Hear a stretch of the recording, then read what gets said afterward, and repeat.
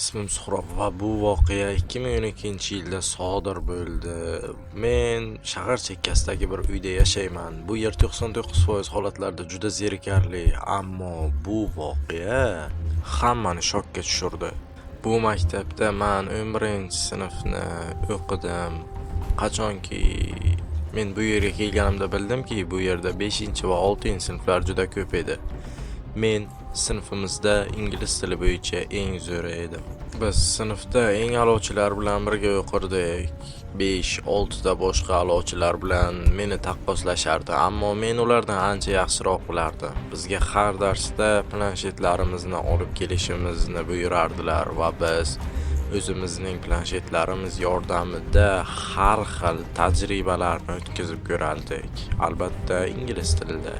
Odatda o'zimni jiddiy tutardim. Sinfimiz kichik bo'lishiga qaramay, men sinfdoshlarimni ko'psini eslay olmasdim, chunki ularning hech biri juda ko'p gapirmasdi va doim chetda o'tiradigan Alisher, u har doim jiddiy, hattoki mendan ham jiddiyroq edi va Laziz ismli ustozimiz bilan doim ko'p muammo orttirardi o'ziga. Bir kuni sinfda uy hayvonlarimiz haqida gaplashishimiz kerakligi haqidagi mavzu ko'tarildi. Jasmina mushugi haqida, Farruh iti haqida gapirib berdi Alisher.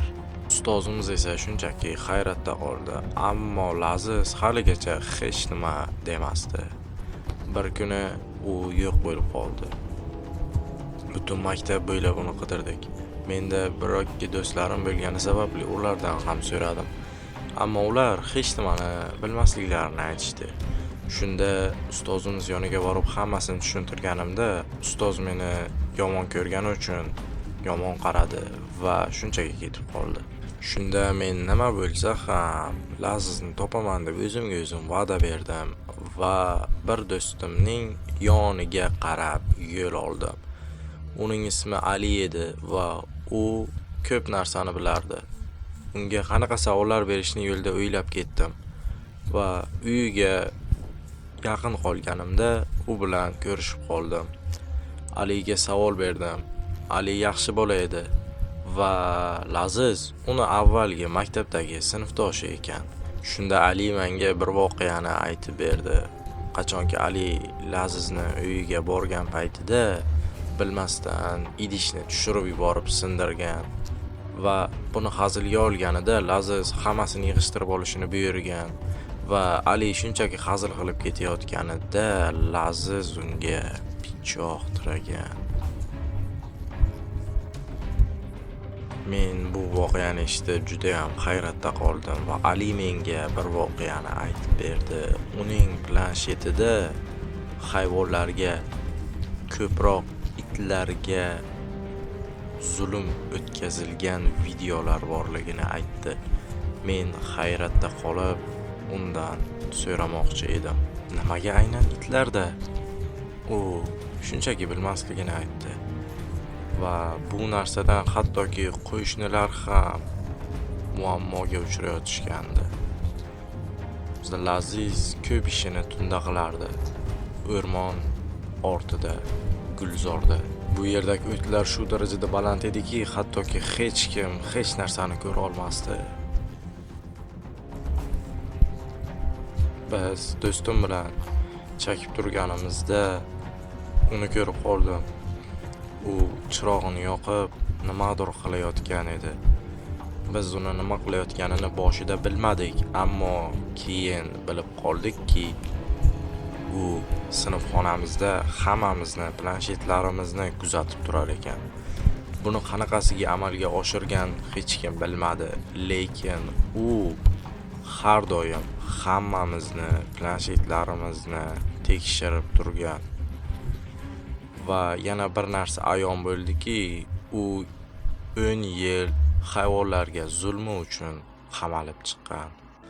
Mening ismim Suhrob va men o'rta maktabda o'qib yurganimda bu voqea yuz berdi. Men hech kimga ozorim tegmaydigan bir yosh yigit edim va yolg'iz. Ya'ni yolg'izligim shunday ediki, meni ota-onam doim janjallashishardi. Meni do'stlarim yo'q edi va menimcha bundan keyin ham do'stlarim bo'lmaydi. Ammo men har doim kim bilandir sirlarimni bo'lishishni xohlardim. Sinfxonada, ko'chada, hamma joyda faqat yolg'iz yurardim va yolg'izlikni yoqtirib qolgandim. Bir kuni 2-soat matematika darsimiz boshlanishidan oldin oshxonaga borib oziqlanib olishni qaror qildim va bir bolani ko'rib qoldim. Sochlari chiroyli taralgan, bo'yi uzun va taxminan meni yoshimda edi. Uning do'stlari ko'p bo'lishiga qaramasdan hozir yolg'iz o'tirgandi va men juda ham xursand bo'lib ketdim va o'yladimki, bu menga imkon, ya'ni do'st orttirishga. Qanaqa do'st? Hamma do'st bo'lishni xohlaydigan inson bilan do'st bo'lishni.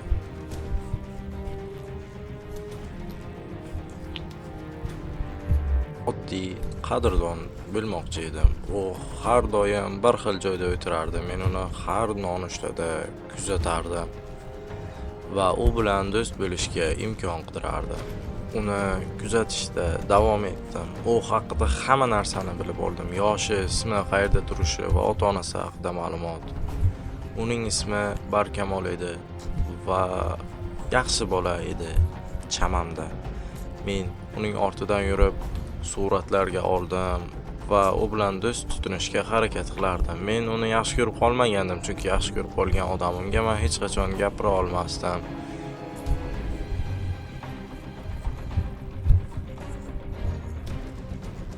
Men uyga bordim va uni tushirib olgan rasmlarimga qarab turardim. U yaxshi bola edi.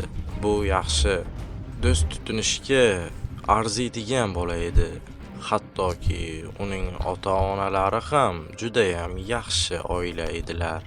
Bir kun darsdan keyin u bilan uning uyi tomonga borishga qaror qildim. Barkamol ariq bo'lishiga qaramasdan juda ham tez yurardi. Ikkalamiz bir yo'ldan ketayotgandik.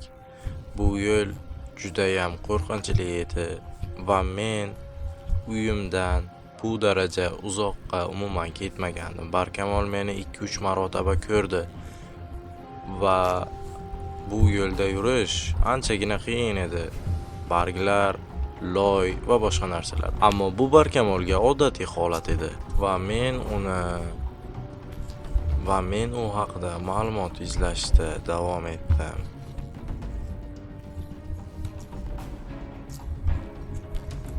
Ustozlardan so'rardim u haqida. Ustozlar esa yaxshi maslahatlar berishardi. Bir kuni biologiyadan nazoratchi paytida men Barkamolni yoniga o'tirib qoldim. Bu esa gaplashishga imkon degani edi.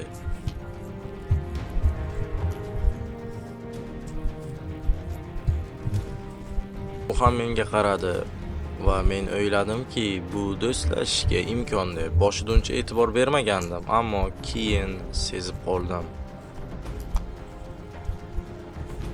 Keyin tanaffusda men undan daftarini so'radim, yozib olish uchun va u xo'p dedi. Men oldin ko'p bolalarga gapirmagandim, faqat ustozlarga gapirardim. Bu men uchun yangilik edi, ammo Barkamol juda ham quvnoq va yaxshi boladek tuyulardi menga. U menga daftarini berdi va men yozishni boshlagandim.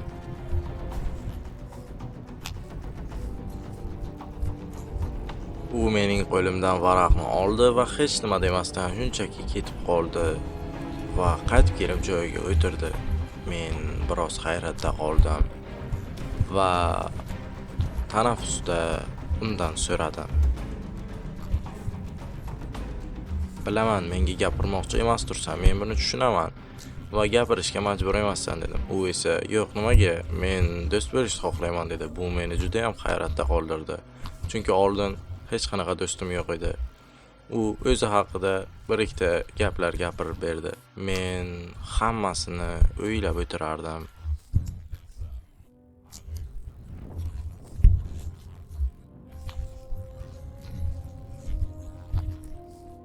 Keyin u haqida ma'lumot bilib qoldim.